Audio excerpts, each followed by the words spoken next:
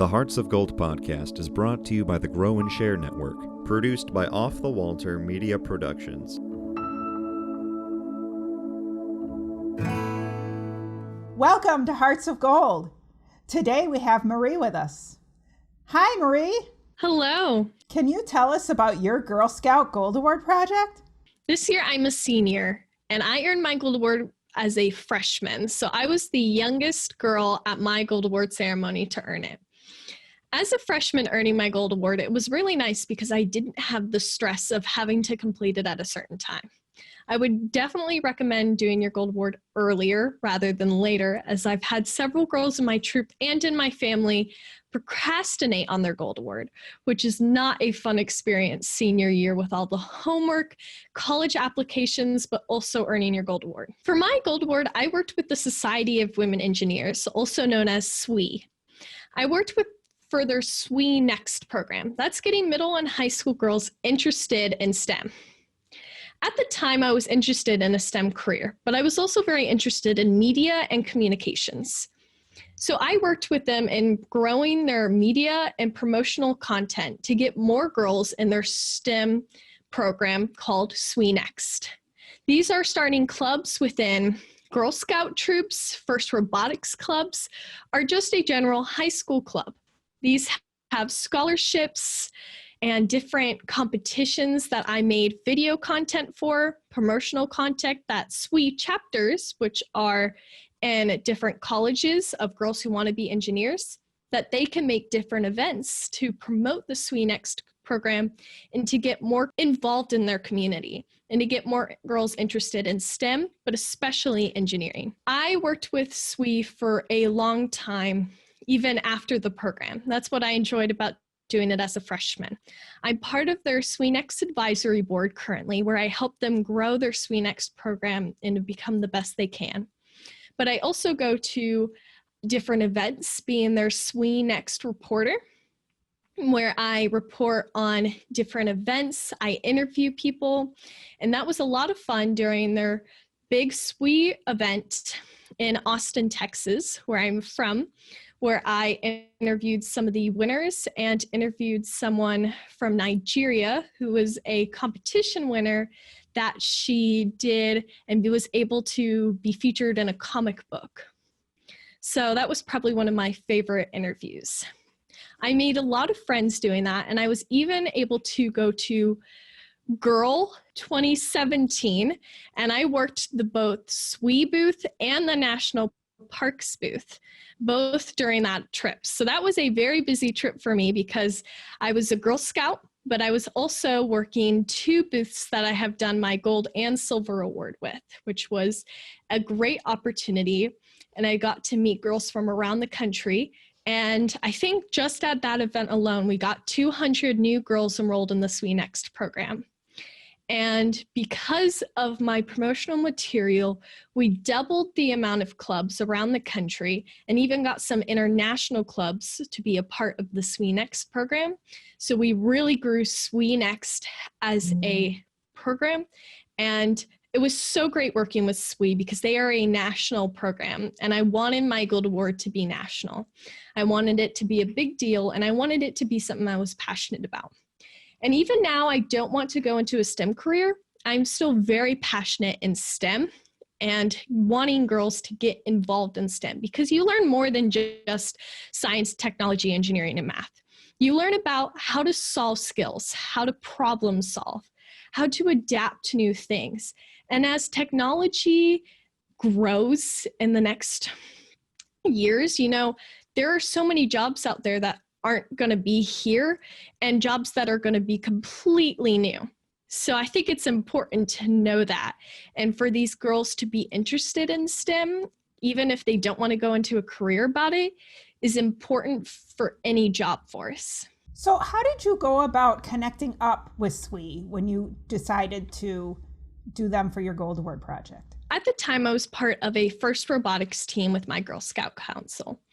And we had seen SWE at several of the different first events that I had gone to.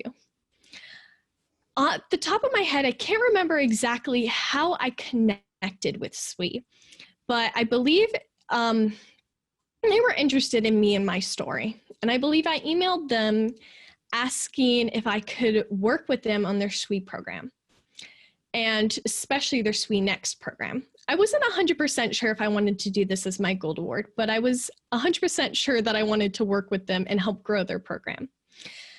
And when I saw how much they wanted to use me, how much they were excited to have a girl who was interested in it and to be a Girl Scout, I decided to make that my Gold Award. And I sent in my proposal, I got accepted, and I got to work. How much impacted the fact that they were excited about having you on their team and your interest in helping promote them contribute to the success of your project? It contributed everything. If you're excited and passionate and they are excited to have you, it's going to make all the difference. I even went to Tulsa, Oklahoma to one of their other programs where I interviewed more girls and got more girls interested in engineering. And I worked with Ariel Biggs, who's a race car driver and also who works on race cars. She's an amazing role model and I loved working with her. And I went to both of these events with her and got to interview her and see her. And it was just, she was so excited for me to be there. She was the master of ceremonies and the lead of part of their engineering program. And wow, that just, it was made so much effort that they were able to have a STEM role model, but also a peer who wanted them to learn STEM as much as SWENext wanted them to. So seeing a peer, seeing somebody in STEM in an awesome career, and then being part of a whole SWENext program, I think that's what really put it all together to getting these girls in SWENext program, interested in STEM, and it was really a full package deal. What was your biggest challenge during your project, and how did you overcome it? Probably time. I am very busy and I like to keep myself busy, but I also knew that this was a lot of big project and a lot of time. So I knew that I had to get to work and I had to complete it when I could, because especially during the summer when I am super busy with other things like Girl Scout travel, and I even do sometimes I do summer classes, I knew that I was going to be busy. So this was a fast program. I did almost all my spare time on this. I didn't have a lot of social activities. I really did school and my Gold Award for about a month working on this program because I wanted to get it fast and get it ready for their big SWE program in Austin, Texas back then. And we were ready. We were off the ground. Me and my mom even had to plan out how we were going to get there because it was downtown at the convention center. And we had to, I think we took a train there because that was just the fastest way because of traffic, and there were other conventions going on at the time. And SWE women from around the world came, and it was an incredible opportunity to be there and to go to some of the workshops and programs they had and to go to all the booths. It was just such a fun trip that I got to go on. And I was so glad that I was in Austin, Texas, because I couldn't imagine being anywhere else other than my hometown during this, and being able to invite engineers that I knew from Austin to come to this event, which they enjoyed. There were a lot of Girl Scouts there. That is something that I was most proud of. But it was a lot of work. During that week they were there, I was nonstop. So making the time to do all of this and all of that was a definite challenge. But since I was passionate about it, I was able to overcome that challenge pretty easily. What kind of connections did you make at the convention that are still strong today? So a lot of the friends that I made, like Ariel Biggs, I still communicate with. SWE, I still work with regularly and as part of their advisory group. But in this convention as general, I made a lot of, I connected on LinkedIn, made Facebook friends, and I know that I will have engineers there for me whenever I need them. I also became very close to my Girl Scout Council. That is something that I was very happy with, is my Girl Scout Council was there to support me. A ton of girls were there, came to the event, and a lot of girls from my troop, which I will make lasting friendships with and will forever know them. So those were the main networks I made at the convention. If there is anything that, looking back, you would have changed about how you went through your project or a struggle, what would it be and what would you do differently? See, I encourage girls to do the Gold Award early, but part of me, if I had done it differently, I probably would have waited to do my project. I loved doing it as a freshman, but my interests have changed a lot. What I want to do in the future has changed so much in the 4 years that I have done my project, or 3 years that I didn't have done my project. And part of me wishes I had waited and had done something that I've wanted to do in the future. But overall, the project made such a lasting difference that it doesn't really matter if I don't really exactly want to go into STEM anymore, because it was such a big program that got other girls interested in STEM that I'm just so happy that I did it, because I did exactly what I wanted to do. I got girls interested in something that is not exactly something that they're just going to fall into. STEM is not a career that girls are going to look at a math board and be like, oh, I want to do that when I'm older, because they're not always encouraged to. And I think because of that, it made it worth doing it early, and even if it's not exactly what I want to go into. But if I was given the opportunity to do it again, first, I would have done it a little later, probably as more of a sophomore to a junior. And I would have made sure I kept all of these connections, and I knew more than just one person in the organization, because I knew my main contact left SWE, and I wasn't really given a good contact to continue my work after she had left. So it was really hard for me to get back in contact with SWE to do similar stuff that I did during my Gold Award. But I am still working with SWE as part of their advisory board and part of helping them improve the organization. What is your favorite memory from doing your project? There was a lot of memories during that. Part of the memories were just running around interviewing people, but my favorite memory would probably interviewing Ariel Biggs, the Master of Ceremonies in Austin. She's an amazing race car driver, and it was so much fun to be able to interview her. And I felt so proud of myself because I asked good questions. I was able to go off of her energy, follow-up questions. It was just a great opportunity to do that. All of the interviews I did, I was very proud of myself for doing, but I was very proud of that one because more than just I answered and did the questions really well, but I had a lot of fun doing it. And I think that's when I really realized that I wanted to go into more media and communications, which is what I'm trying to do now, than if I had not done that Gold Award. So that is my favorite memory. And so you mentioned your new interest in media and communications. Can you tell us more about that? So right now, my dream job would be to work for Disney. I've wanted to work for Disney since I was 8 years old, and I went to the 100th year Girl Scout anniversary in Orlando, Florida at Disney World. And I got to do a lunch with an Imagineer. That was a great opportunity. I learned about all the jobs that he did, and I was like, oh, I want to work for Disney. And I was 8. Ever since then, I have changed careers, but I'm not really changed where I've wanted to work. Part of me has always wanted to work for Disney in some way. Over the last couple of years, I've loved doing Girl Scout cookie selling. I am a huge cookie seller. I even helped my friend sell 10,000 boxes of Girl Scout cookies.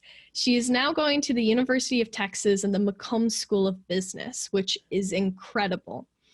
But after helping her market and get good in her cookies, and after selling cookies myself, I realized my favorite part of cookie selling was the communications between people. So Girl Scout cookie booths, going door to door, talking to realtors in business about buying my cookies. That was my favorite part. This summer, I took a communications class and I fell in love with it. I really liked learning about communications, how to communicate with people. But I also know that using communications as a career, and I think everyone should learn it. Because of this, I was able to really look back in my past and see what exactly kind of things I wanted to do. Because of this, during COVID, I had a lot of time on my hands. And as I've kind of told in the past during this interview, I love to keep myself busy.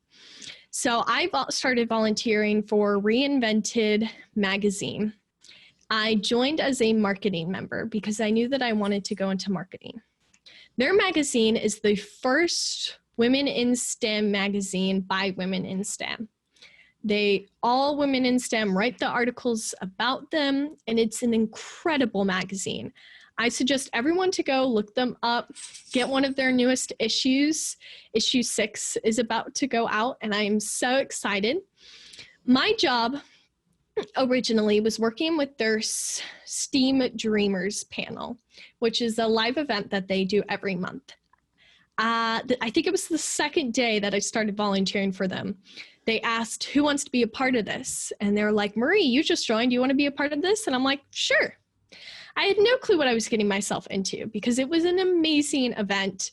And I was so glad that I was editing videos. I was going through and making sure I got the photo releases from everyone. I was making social media posts about it. It was a great opportunity for me to get involved in marketing at such a high level. After doing STEAM Dreamers, they had an organizational change where they were making new positions that were more spread out. One of the new positions was a campaign director. Reading through this, I was like, this is exactly what I want to do. So I applied and I became Reinvented Magazine's first campaign director. As a campaign director, anything that happens in Reinvented Magazine, if it's an event, a new merchandise item dropping, a new issue coming, I write out a campaign on how we're going to market this. I write it out and then I make sure it happens, making the social media posts, making sure that they get done. But I also go through and figure out other ways that we can market this, either a newsletter blast, posting in Facebook groups so we can get parents interested in it as well, and not just the high school and college girls that we market towards, and figuring out unique ways to market and come up with ideas. I was really just a brain for them. I was just coming up with so many ideas that I was just trying to see. Some of the ideas were a little ridiculous. So I was like, okay, this is a cool idea, but it's not going to work, especially with COVID setting limits on ways we can market. And that has been a big obstacle that I've had to overcome this summer and this year in general. But glad it happened because I became part of this amazing organization that I'm now one of their marketing directors. And I am so glad to be their campaign director. And I kind of now know that this is something that I want to do in the future. So taking a step back, you also earned your silver award and did some pretty amazing things with that project. Can you share? I was actually part of my council's first prestigious medal award, which is earning both the bronze, silver, and gold award. And if I can find it on my vest, it looks like this. It's a star that has bronze, silver, and gold. And in the middle, it says GSCTX, which is Girl Scouts of Central Texas. So I was very proud about earning all 3 of my awards. And for my silver award, this was a big project. This project could have been a gold award if I was the right age. My silver award was working with Waco Mammoth National Park in Waco, Texas, which is about an hour north of me. So whenever I had to go there, I had to drive early in the morning so I could get there on time. That was probably my favorite project that I've done for Girl Scouts. With the national parks, I wrote their Junior Ranger program. So if you're not familiar with the Junior Ranger program, the National Park Service has over 400 parks around the country. Some of these parks have things called Junior Ranger programs. It's this little booklet that you open and you can kind of go around the park. There's bingos, there's answering, there's learning. It's a fun way to get kids involved, especially some of these are historical places. Like Some of the battlegrounds are like Lincoln's birthplace, which is my favorite national park. These places had great junior ranger programs, and that's probably why I liked them so much. I actually learned in a fun environment and not just walking around and reading the plaques. I actually had a program and activities to do. It was so much fun. I have earned over 150 of these junior rangers, and I've actually met some amazing friends who have been to all of the parks and who have earned all of the junior ranger programs, which is incredible. Now, doing all of this, Waco Mammoth was a very new national monument, meaning it was made by the president, and at the time that was President Barack Obama. This was a very new park and didn't have a junior ranger program. So I reached out about writing it, and they were very interested in having me since they didn't really have, at the time I was working mostly with the people who worked at Waco Mammoth before it was a national monument. So working with the people who worked for the city, and they have a great artist there. So I wrote all the content, I came up with the activities they did, and since they had an amazing artist named Dava Butler, she did all of the drawing and drawing the activities and kind of putting it together as I was writing the content. And I remember doing it during cookie season, part of it, because I remember being at cookie booths, and when it was slow, my mom having her computer out and being like, hey, what do you want to add here? What do you want to add here? I remember working a cookie booth, which helped funded this project, and writing my project at the same time because I was trying to get the most out of my time. So because of my silver award, I got several news places. I was on the news. I was in a magazine. I had so much sharing because the national parks is another thing that I'm very passionate about. Just like STEM, the national parks is a place that preserves different places in America. And it is important that we cherish these places and we go to them, we learn. History is my favorite subject. And I think history is important so we can learn about the past so we don't make similar mistakes in the future. And I also think the past is important so we can learn where we've come from, how much we've evolved, and knowing that change is inevitable. And it's important to embrace this change and to make it the best change possible. So we change for the better. Working with this national parks caught some really nice perks. At the time, President Barack Obama had the Secretary of Interior was Sally Jewell, and she is an incredible woman. And at the time of that project, I was, the silver awards in my council were not having a ceremony. So there was only the gold award ceremony. So silver awards didn't have any pinning ceremony, no kind of special recognition. Because of this, we tried to figure out a way we could do this because GSUSA was interested in sharing my story. So I was invited to go meet the National Park Service Director, and he pinned my silver award. And we had a GSUSA member there who took pictures, who wrote about it. And wow, this was an incredible experience to go to Washington, D.C., my favorite city. I love it there. And to meet him. And then I had 3 questions for him. So if you've ever been to a national park, you know that the rangers have these hats, kind of similar to a cowboy hat. It's flat all the way around and an interesting top to it. And it is very hard to travel with those.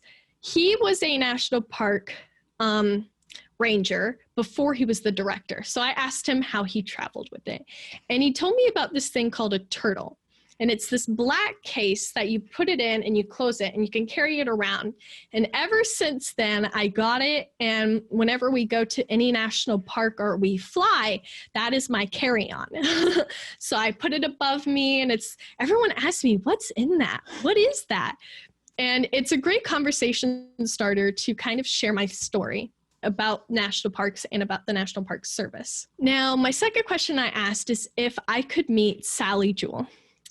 they made some phone calls, and I was actually able to meet her after our talk, which was an incredible experience. They said I was going to have to wait like about an hour, which was fine. We actually did a tour around the building, but I think it was only 15 minutes after they were like, okay, she's ready to see you. And wow, her office was incredible. And I got to share with her. I brought my booklet and I got to show it to her. And I got to show her my hat and all my Junior Ranger badges. I loved that trip. And then my third question was if I could get a tour of the White House. I know, big question, but it was actually well worth it because I think it was a couple months later, I went back to DC for my Washington, DC White House tour. And that was my favorite trip to DC. Both of those trips were my favorite, actually, because the first trip I got to meet them, but the second trip I got to go into the White House. I also got to go to the top of the Washington Monument. So how you go to the top is you go early in the morning and you get tickets. Me and my family didn't know this, but we are very familiar with a lot of the Rangers who work at Washington, DC because of my hat. My hat is a Ranger hat that I got at Carlsbad Caverns before they were taken over by the National Park Service shop. And that was the only place that sold those hats. And a band that said NPSRJR.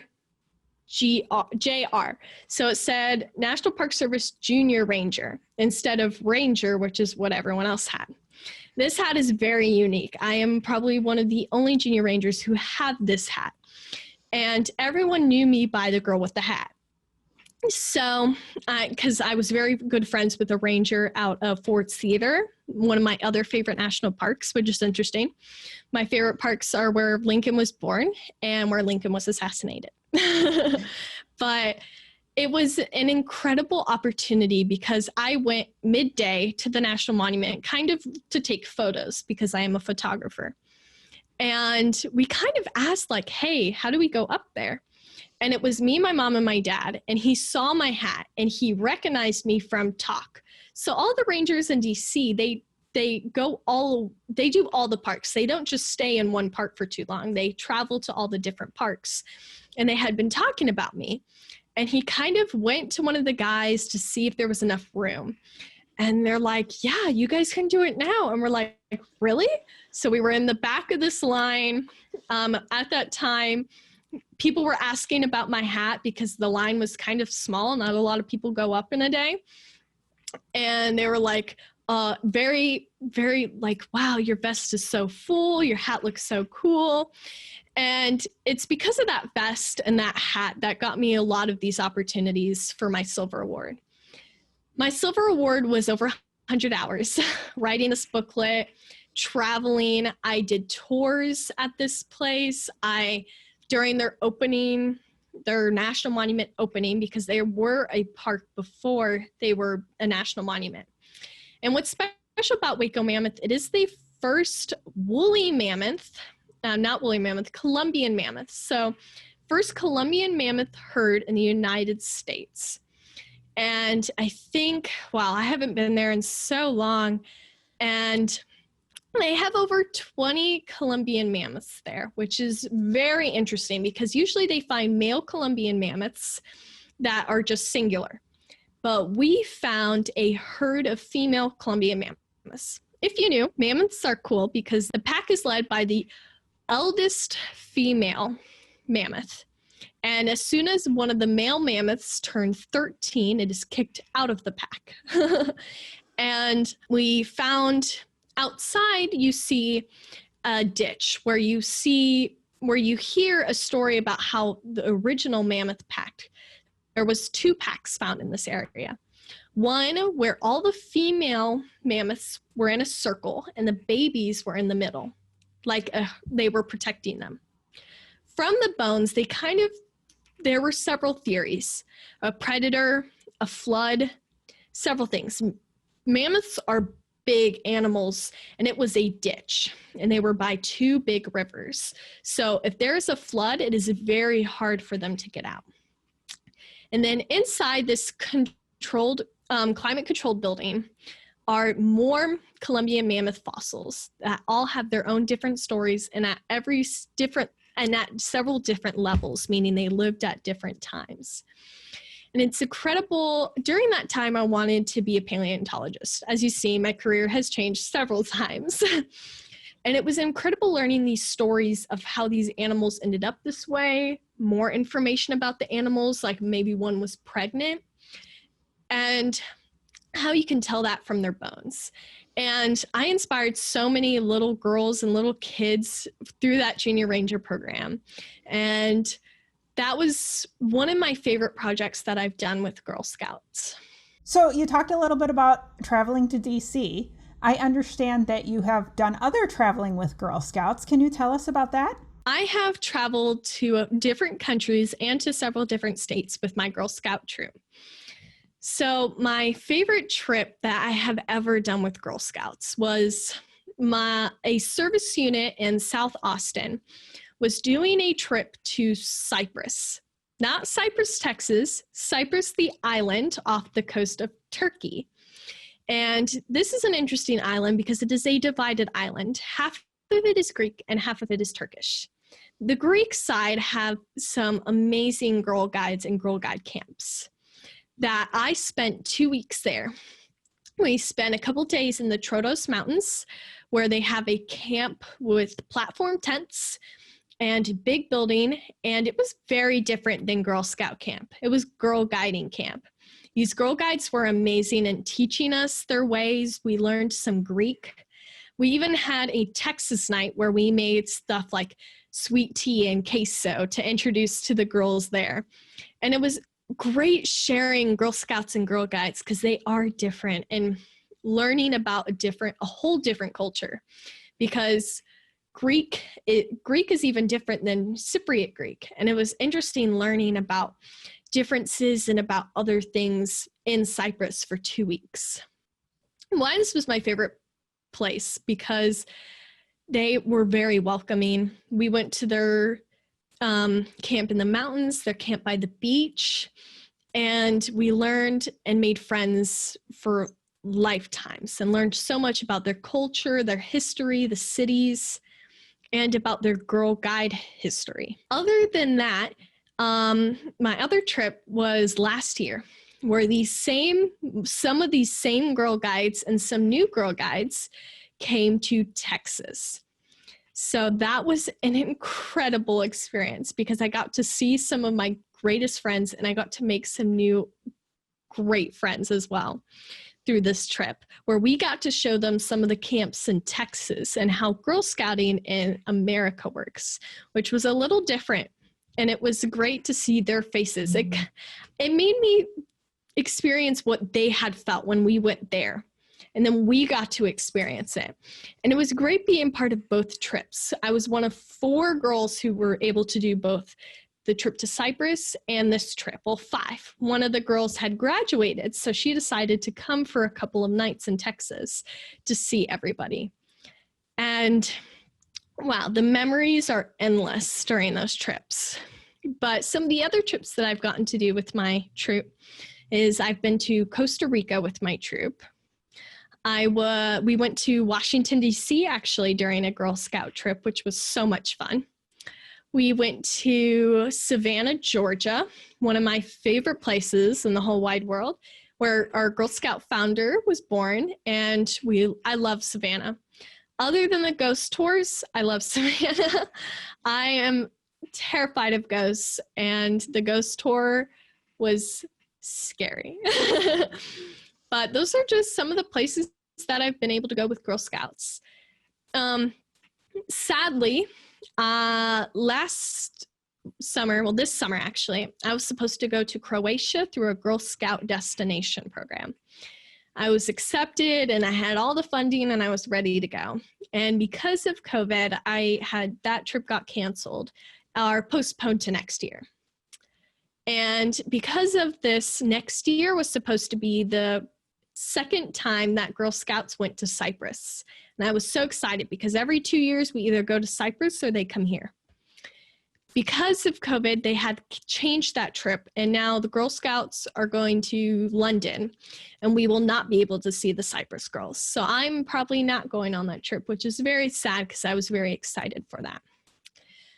And the other trip that I was supposed to do next summer that we're not 100% if we're going is my senior troop trip. There were 4 of us who were graduating, and all 4 of us wanted to go to Japan. So that is still where we would like to go. And if it is safe to travel to Japan next year, that is where me and my troop will be going. So those are just some of the amazing places that I've been able to go with my troop. And I love to travel, and I travel with my family, but I also love to travel with Girl Scouts. And I know that not just you, but your entire family bleeds green. Can you tell us your family's history with Girl Scouts? I can. So I'm a 4th generation Girl Scout Girl Guide. Fourth. Fourth. Yes. My mom was a Girl Scout in Ohio, where she earned her higher award as well. My sister was a Girl Scout who earned her bronze, silver, and gold award. My grandma on my mom's side, so my mom, she was a troop leader, but she was also a Girl Scout herself with her. She has 4 other sisters, and they were all Girl Scouts, and it was incredible to hear that. But what makes me a 4th generation Girl Scout / Girl Guide is my grandfather. His mom was a Girl Guide in Canada, and she is incredible to learn about because she is a Girl Guide in Canada, but she was also a female entrepreneur and owned a couple of convenience stores in Canada. And it was great to see how she came from a Girl Scout or a Girl Guide at the time and became a business entrepreneur. And I love learning about my family's history and continuing to learn about them. So that's what makes me a 4th generation Girl Scout Girl Guide. But it's great because my whole family was Girl Scouts. Everyone who's a female in my family was a Girl Scout. My 2 cousins, my other 2 cousins, me and my sister, my mom, all my aunts were, and it's just incredible to see how Girl Scouts has impacted us. My aunt, her 2 daughters graduated, but for years after, she was the troop leader for us. The older girl troop leader, because my troop is a unique troop of over 60 girls, K through 12. And I am the only founding member of that troop that is left. And it is great to see how we went from a troop where a lot of the girls were getting busy to being one of the biggest troops in our council. And because of that, really brought my family together, because that's where my Aunt Lisa, she's the brownie, and she's the junior troop leader. And my mom is the older girl troop leader, which used to be my aunt's job before her 2 daughters graduated, and she ended up retiring from being a Girl Scout troop leader. And my 2 cousins are a part of it. And it's great whenever my sister or my other older cousins who've graduated come to help with different Girl Scout activities. And it's really become a big family deal of being a Girl Scout. And we've been Girl Scouts for years. And it's great to come from a family of 4th generation, because then there's not a lot of 4th generation. And as a 4th generation Girl Scout Girl Guide, I even have some Girl Guide in my background, which was great to tell some of the Girl Guides that I have met in the future.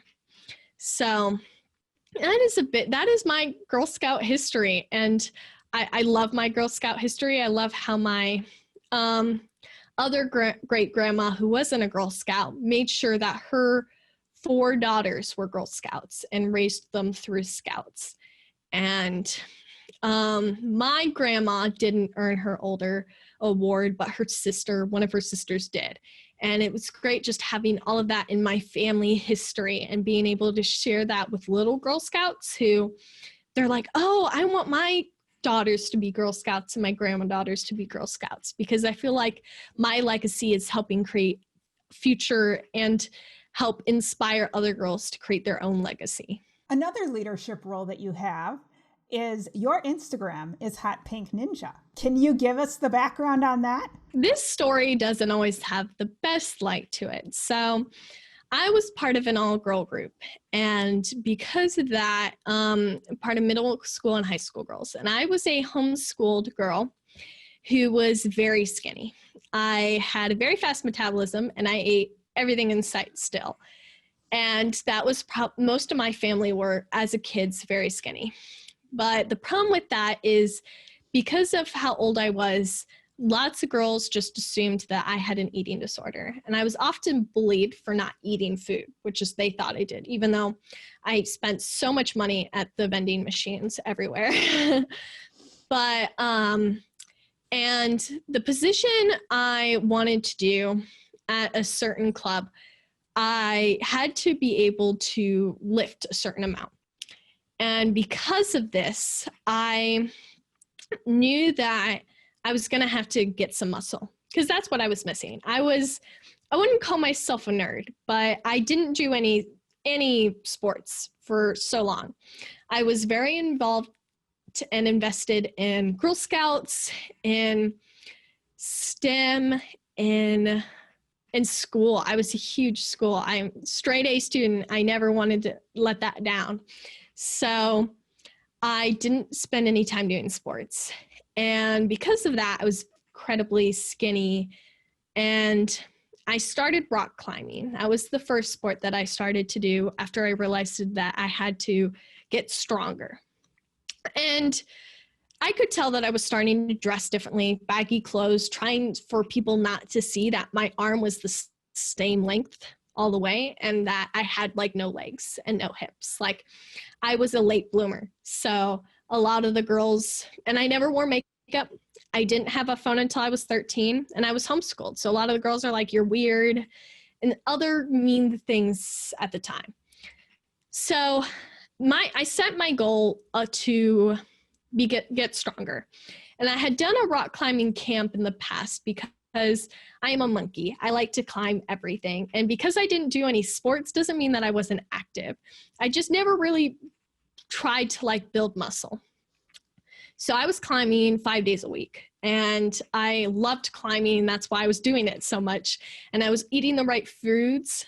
I was learning to drink and eat more protein, really loving my vegetables because I was a very picky eater. Even though I ate a lot, I was like, oh, onions in there? Ew, gotta pick that out. I was a very picky eater. But I learned to love meat and really get the protein that I needed, but also learning the amount of carbs I needed, the amount of fat. And I just gained a lot of muscle. And soon enough, I ended up quitting that group that was bullying me. And I became an athlete. And that's what I call myself now. I have been, that summer, I don't know if you have seen the show American Ninja Warrior. It is a reality TV show that is a sports show where they do obstacle course racing, similar to other things like Spartan or any kind of obstacle course racing that you might see on TV or other places. And wow, this place was fun. When I started training, there was no gyms around that did obstacle course racing. But about 6 months into my training, 2 gyms opened up. And I was like, oh, yay! And a year after that, another gym opened up. So I was getting a ton of training in.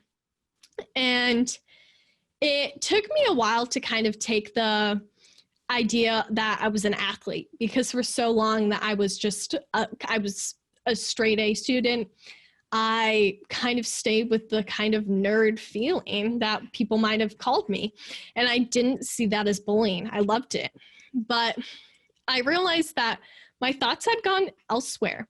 And I was starting to do Girl Scout events. I actually did do several Girl Scout events at these obstacle course racing places. And girls got to earn the only sports badge. There's only one sports badge per age level. This is something that I've been trying to get Girl Scouts of the USA to get more of, because STEM badges, great. But athletics will make you live 10 years longer on average. So that is something that I've been trying to grow, because that is something that is a problem. The amount of health problems that I see my friends go through, and the amount of mental health issues that could be solved with just some putting activity into their life. This is something that I really advocate for. And I've actually started my own business recently called Stronger Play, which is I've started writing a blog and have started making some products that help and encourage athletes, especially ninjas, to take care of themselves, to take care of their hands. You might see my hands, they look very rough and ugly, and that's because I work with them. And I've been in relationships and they're like, wow, your hands are so rough. And they don't always look at that as a good thing. And I always look at it as a good thing. So I'm like, oh, that's a good thing. My hands need to be rough for the sport I do. And because of this, I have this like where I want kids to be active but safe while being active. And I'm kind of honestly regret that I didn't start sports earlier. I did swim team every summer. I did the occasional camp. I did gymnastics for like a year when I was very little. And just that wasn't really enough for me. I was born the year of the monkeys. So this was the perfect sport for me. I love swinging on things. I love flying through the air. And some of the obstacles that I've been able to accomplish, people look at and they're just like, wow. And it's great to go from a person that people would look at you and be like, oh, I don't want to be like you, or bully you, to being someone that people are like, wow, I want to be like you. I want to do what you do. And going through that like transition, personally, I've been mentally healthy my whole life, but I have close friends and family that have not had that luxury of being mentally healthy and having to struggle through mental illnesses. And it's something that personally I have never experienced that trouble. And I've really wanted to learn from other people because especially in athletes, mental illness is terrible.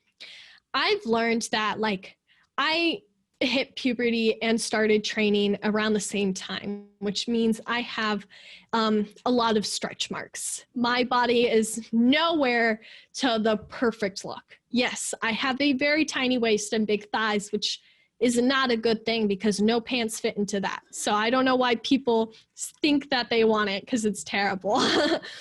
And it's stuff that I've learned from to become to become my own role model and to become other girls' role models, to really help them learn that doing sports and looking a certain way won't affect your future. I'm sorry, but it won't. No one's looking at your photo of your whole body and being like, oh, she's not going to get a job ever. And it's something that I want to encourage girls that if you don't like how your body looked, because I didn't personally like how my body looked when I was super skinny, that you can change it, but you can change it in a healthy way without having to damage your body and making decisions that you're going to regret in the future because you only got one body and you've got to respect it. And there's going to be damages that you're going to make lasting, which is not good, not healthy. So I've really become somebody who I am proud of, and I've always been very confident in myself. And I love to brag about myself, which is something that I want everybody to learn how to love and learn how to do. And I know that I wouldn't be anywhere close to being good about myself, learning to love myself and learning to become my own role model and other people's role models if it wasn't for Girl Scouts. I had so many Girl Scout role models growing up. One of my biggest role models is Alexis Jones, who was on a G Team TV interview. She was a Girl Scout and she's from my hometown of Austin. And just getting that full circle of like, she's been a role model for me for a couple of years now. Being on Survivor and being a Girl Scout.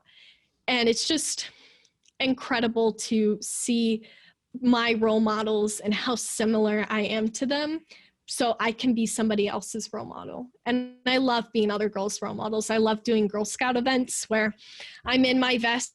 I don't know if you could see it, but I have a lot of badges and pins and everything. I love Girl Scouts, and I always will. And I know that I want to be a Daisy troop leader as soon as I turn 18, because that's just what I've wanted to do, is start a troop just like my troop and make it a legacy troop, because my troop is getting daisies every year, which means that I hope that troop is going to be around forever and become a legacy troop. And I want to start more and get these girls passionate about everything. Like, I am passionate. I'm passionate about women's rights. I'm passionate about being active. I'm passionate about the national parks, about STEM. And I'm also very passionate about learning about my government and my civic right as a citizen of the United States. So, and I wouldn't be passionate about any of these things if it wasn't for Girl Scouts. And I think putting that caveat or that statement on, like, I wouldn't be myself if it wasn't for Girl Scouts, is so true.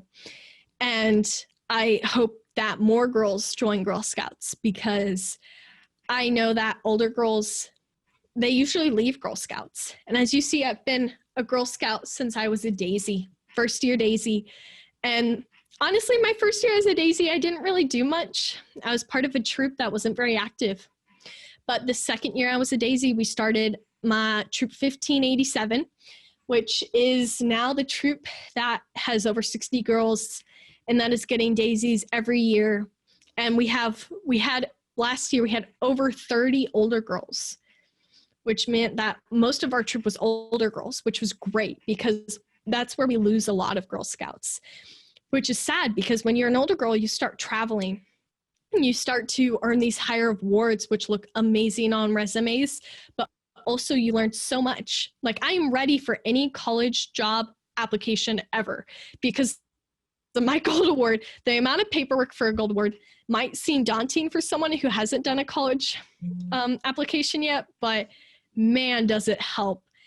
And I'm so glad that I was able to be on this to kind of share my story and to share my experiences, especially for higher awards, because I am an advisory member for my council. And my biggest passions for the last couple of years have been outdoors, have been STEM. And this year, what I want to help more girls do is I want to help girls become higher award earners, because only 1% of Girl Scouts, of older girls, earn their gold award. That's a problem for me, because if it wasn't for my gold award, I wouldn't know what I wanted to do in the future. I wouldn't know what I'm passionate about. I wouldn't be able to fill out good documents. I wouldn't be able to do so much, and I wouldn't have the connections that I do today. And I think earning your gold, your silver, and your bronze is an incredible achievement that every Girl Scout should have the opportunity to earn, and to earn it and to go through with it. Because I know it's easy to procrastinate on stuff like that, but to finding the time and to become passionate about it is something that will last with you forever. So we've learned a lot of history about you. What does your future look like? Right now, I am currently living in both Austin, Texas, and in Orlando, Florida, because I want to go to college here in Orlando, because my dream is to work for Disney. It has been my dream for a while. And I hope to go to do the Disney college program. Currently, I'm 16, so I can't work at Disney yet. And my dream would be to be either in marketing, communications, or to be a tour guide for Disney. I also want to continue my work with Girl Scouts. So what my future looks like is somebody who hopefully works at Disney, who started their own troop, who is inspiring more girls, who is still an athlete, and hopefully when I'm 19, I can compete on American Ninja Warrior, or they are starting in a new Olympic sport for obstacle course racing, which is another option that I have looked into. Both of these, and I have applied for a program called Semester at Sea for spring of 2022, which is spending 4 months on a cruise ship where you take 4 college classes and you travel the world on a boat and part of me on a ship. And part of me have wanted to also work on the Disney Cruise Line ships. So this is an opportunity for me to learn cultures from around the world because I want to be culturally aware of different cultures, from everything from Black culture to culture in a whole different country. And this is something that I'm excited about, but I also want to encourage every girl out there to travel, because you're going to learn so much about yourself and about others when you travel. So hopefully I travel a lot more in my future, because right now not traveling is really hard for me, and having to like stay at home and stay in my city is hard and very difficult. But I know we'll get through this together, and I just can't wait for us to move past this so we can become ourselves again, because I know a lot of people are having troubles staying at home. And I understand. I took 6 college classes this summer because I did not want to be not busy. I wanted to be busy. So is there anything else that you'd like to share with our audience? I know it's cheesy, but to just follow your dreams. There were points and times where I didn't want to follow my dreams or wasn't sure what my dreams were, and that's okay. I think something that has kept me mentally healthy my whole life is being able to set goals for yourself, even if they're very little goals, and being able to achieve them, and knowing when to give up on a goal is something that I've cherished and learned throughout the years. Yes, my goal since I was 8 was to work for Disney. I have a big goal, and I've had it for a long time, and that has kept me moving, and that has helped me make decisions. But I've also changed. Like, there was a summer where I wanted to be the president of the United States. Don't want to do that anymore. But, you know, your thoughts and your careers are going to change. But as long as you have a dream or a goal to get an A in the class, or a goal to go to a certain college, or a goal to get a dog someday or something, just setting those goals and working towards and making decisions for that goal is going to help with everything. And that is my piece of advice that I want to leave every girl out there. How do you make your s'mores? There are several different ways I make my s'more, but when there were thanks-a-lots, I loved roasting my s'more, which when I was little, if it had a black spot on it, I gave it to somebody else. But now I completely burn it because I like the crunchiness and the smell of nice roasted fire. It makes me really feel like I'm at Girl Scout camp. And then I put Hershey's chocolate. No other chocolate will work. Has to be Hershey's chocolate. When we made s'mores in Cypress, they don't have Hershey's chocolate, and they don't really have graham crackers there. So that was very difficult. We made it out of cookies and this chocolate that didn't melt very well.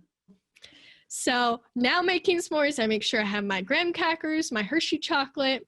I really love jumbo s'mores. Really get the jumbo marshmallows, really get the goo out of there. But right now, how I make a s'more is I put my marshmallow in the microwave, 5 seconds, and then I put the chocolate on top, and then I do it for 5 seconds, and then I kind of scoop it with my 2 graham crackers, and that's how I make my quarantine s'more. Well, thank you so much for joining us today. Thank you for having me. Make sure to click subscribe so you always know when new episodes are released. And don't forget to power your passion and conquer your challenges. The Hearts of Gold podcast is brought to you by the Grow and Share Network, produced by Off the Walter Media Productions. Thank you for listening and spreading the word on what we do. If you want to share your story of how you earned your Gold Award, reach out and send an email to growandsshare@outlook.com. Be sure to listen to the newest episodes on your favorite podcast app, as well as view the full video episodes on youtube.com/Cheryl M. Robinson. That's youtube.com/Cheryl, the letter M, Robinson. Take care, and we'll see you next time.